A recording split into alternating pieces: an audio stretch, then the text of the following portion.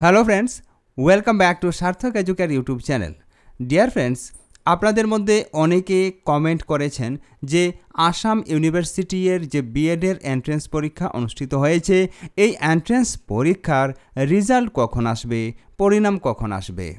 আপনারা যদি আসাম ইউনিভার্সিটির বিএড এন্ট্রেন্স পরীক্ষা দিয়ে থাকেন, তাহলে আজকের এই ভিডিওকে শেষ পর্যন্ত অবশ্যই দেখুন, কেননা আজকের ভিডিও দেখার পর আপনি জেনে যাবেন যে কখন আপনাদের ফার্স্ট মেরিট লিস্ট পাবলিশ হবে। দেখুন, এই পরীক্ষা আপনাদের মধ্যে যাহারা এপিআর করেছেন তাহাদের জন্য আমি বলছি, দেখুন এই পরীক্ষার রেজাল্ট টেটের মতো বা অন্য কোনো পরীক্ষার রেজাল্টের মতো আউট হবে না।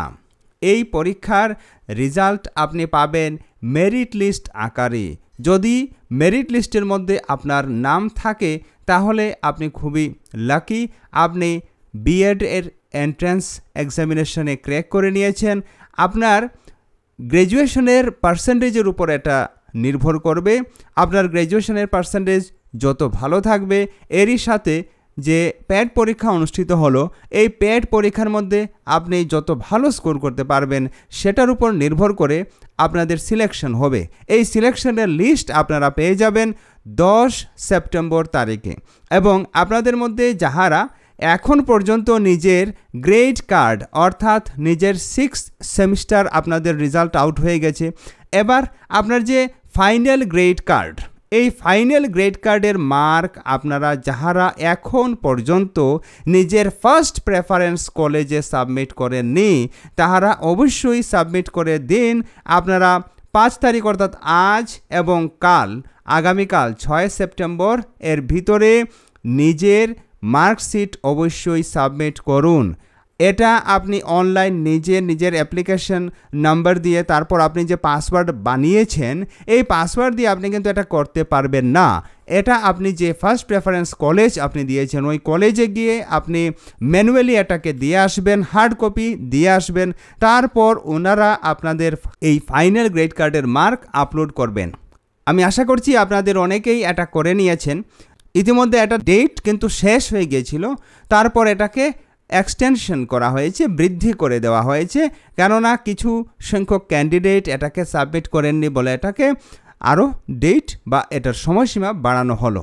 ঠিক আছে, তো দেখুন, প্রথম মেরিট লিস্টের মধ্যে আপনারা যদি নিজের নাম পেয়ে যান তখন আপনি কনফার্ম হয়ে যাবেন যে আপনি ভালো ফল করেছেন, আপনি অ্যাডমিশন নিতে সক্ষম হয়ে যাবেন। কিন্তু যাহাদের ফার্স্ট মেরিট লিস্টে নাম আসবে না তাহাদেরও নাম আসার সম্ভাবনা রয়েছে, এবং আমি আশা করছি একের চেয়ে বেশি মেরিট লিস্ট হয়তো বা প্রকাশ হতে পারে। এসসিআরটি এর আন্ডারে যে আসামের ডিপ্লোমা ইন এলিমেন্টারি এডুকেশনের ভর্তি পরীক্ষা হয়, পেড পরীক্ষা, প্রি এন্ট্রি টেস্ট, ওই পরীক্ষায়ও কিন্তু এভাবে first merit list, second merit list, কখনো কখনো এর চেয়ে বেশি মেরিট লিস্ট পাবলিশ করা হয়। তো আমি আশাবাদী যে এমন মেরিট লিস্ট পাবলিশ হবে। মেরিট লিস্টে আপনার যদি নাম থাকে তখন আপনি বুঝতে পারবেন যে আপনি সফলতাপূর্বক পরীক্ষায় উত্তীর্ণ হয়ে গিয়েছেন, আপনার পার্সেন্টেজ ভালো এসেছে প্যাড পরীক্ষায়। ঠিক আছে, তো এই ছিল আপডেট। আপনারা ডেট অবশ্যই মনে রাখবেন, আপনাদের ফার্স্ট মেরিট লিস্ট পাবলিশ হয়ে যেতে পারে 10 সেপ্টেম্বর 2024। এখানে এটা টেন্টেটিভ ডেট, এটা হয়তো বা চেঞ্জও হয়ে যেতে পারে, কিন্তু আমার মনে হয় এটা চেঞ্জ হবে না। অনেক দিন সময় ইতিমধ্যে আসাম ইউনিভার্সিটি নিয়েছে, তাই এখন আপনারা নিজের রেজাল্ট অবশ্যই পাবেন। তো ফ্রেন্ডস, এ ধরনের আপডেট পেতে আপনি সার্থক এডুকেয়ার ইউটিউব চ্যানেলকে এখনই সাবস্ক্রাইব করে রাখুন। আজকে ভিডিও এ পর্যন্তই। পরবর্তী ভিডিওতে নতুন টপিক নিয়ে আলোচনা করব। ততক্ষণ পর্যন্ত আপনি পড়তে থাকুন, সুস্থ থাকুন। জয় হিন্দ।